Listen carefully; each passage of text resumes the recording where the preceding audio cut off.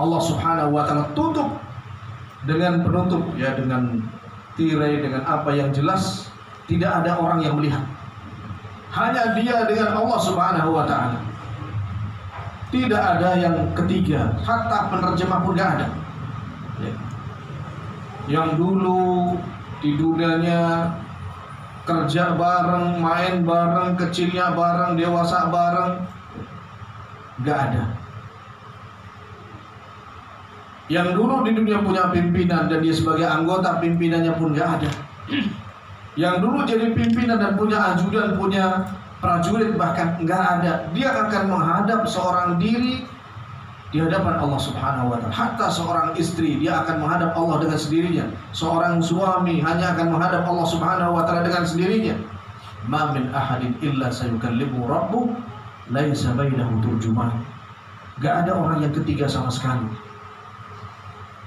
Gak ada orang yang ketiga sama sekali akan diinterogasi, ditanya oleh Allah Azza wa Jalla. Kalau kita tidak punya ilmunya, kalau kita tidak punya bukti kuat bahwa hidup kita diisi dengan ibadah, dengan amal soleh, maka kita akan banyak yang disesali. Kita akan banyak besar karena saat ditanya oleh Allah Subhanahu wa taala tidak ada jawaban yang menunjukkan kita disibukkan dengan amal yang bisa menyelamatkan kita dari azab Allah Azza wa Jalla. Sampai-sampai orang mukmin ketika ditanya oleh Allah Azza wa Jalla, fayadhunnu annahu yahlik. Dia mengira dia akan binasa, dia akan hancur, dia akan ditelan azab Allah Subhanahu wa taala. Kenapa? Karena betapa banyak buktinya Allah Azza wa Jalla. Hadirin yang dimuliakan oleh Allah Subhanahu wa taala, maka untuk kita menjadi orang-orang yang tidak rugi dunia dan akhirat, persiapkan terlebih dahulu adalah ilmu. Kita patut berterima kasih kepada Nabi kita Muhammad SAW yang mewajibkan kita berilmu, menjadi orang yang faham agama. Untuk faham agama ini gak mesti kita jadi ulama, karena dengan kita belajar ilmu din, minimalnya kita melaksanakan hadis tadi yang merupakan perintah yang menunjukkan wajibnya kita belajar ilmu din, ilmu agama. Dengan kita belajar ilmu agama berarti kita melakukan salah satu kewajiban seorang muslim. Apalagi Allah Subhanahu wa taala juga mengatakan fa'lam annahu la ilaha illallah. Maka ketahuilah bahwasanya tidak ada sembahan yang berhak diibadahi kecuali Allah. Ayat ini bukan cuma untuk jadi bahan zikir saja. Kadang orang fa'lam annahu la ilaha illallah, kencang bacanya, tapi apa? Tidak paham esensi inti daripada yang diperintahkan oleh Allah Subhanahu wa taala. Kita disuruh fa'lam, berilmulah, ketahuilah, fahamilah bahwasanya tidak ada yang berhak diibadahi kecuali Allah Azza wa Jalla. Itu maknanya sangat luas, butuh kita telaah, butuh kita fahami dengan sebaiknya. Fa'lam itu perintah. Sampai-sampai Al-Imam Al-Bukhari rahimahullah di dalam kitabnya Sahihul Bukhari, beliau mengatakan ketika menyebutkan ayat ini, fadalla ala annal ilm qabla al-qawli wal amal.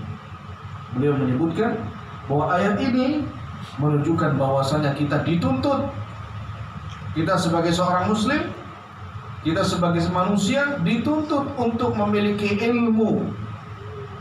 Yang dimaksud adalah ilmu agama.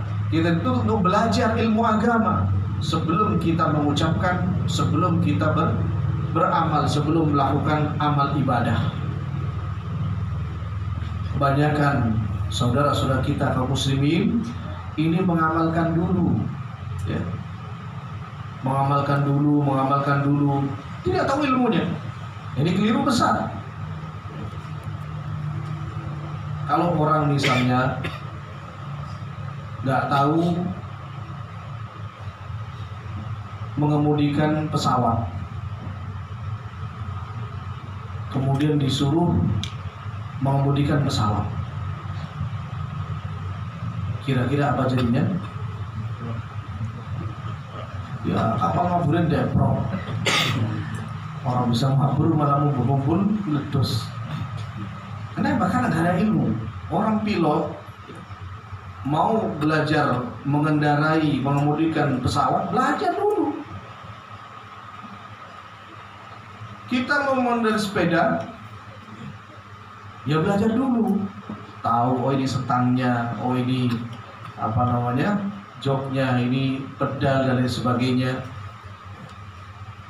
Gak bisa setang ditaruh di bawah, kemudian rodanya taruh di atas. Kalau urusan dunia saja kita butuh ilmu, apalagi urusan akhirat, apalagi urusan ibadah menghadap kepada Allah Subhanahu wa Ta'ala, sangat-sangat butuh ilmu.